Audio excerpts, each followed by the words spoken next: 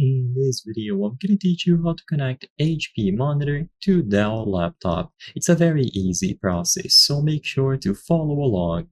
Regardless of which laptop you are using, you will be able to connect and set up an HP monitor together.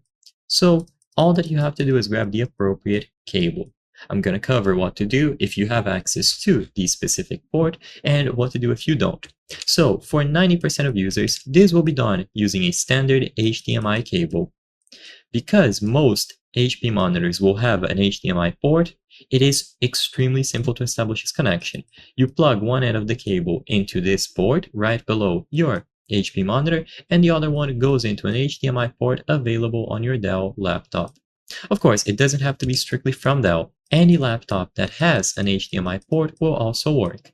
So as long as you bridge the connection between both devices using an HDMI cable, you will be good to go. If for whatever reason your laptop or even your monitor doesn't have an HDMI port, then you will need specific adapters.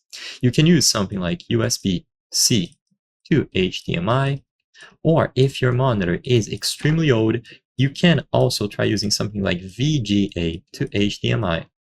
Either way, you need to find some way to establish the connection between the Dell laptop and the monitor.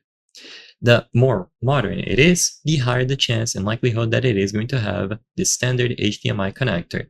So you plug one end of a cable here into the laptop and the other one into the monitor.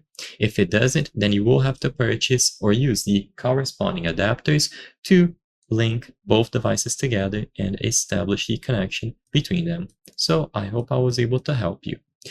Once the connection is established, power on both devices, choose the appropriate source, and you will be good to go. If this video helped you, please consider subscribing. As you can see, according to our channel metrics, 83% of the people watching our videos are not subscribed. By subscribing, you can help us make higher quality videos. Thank you for watching, and I'll see you on the next one.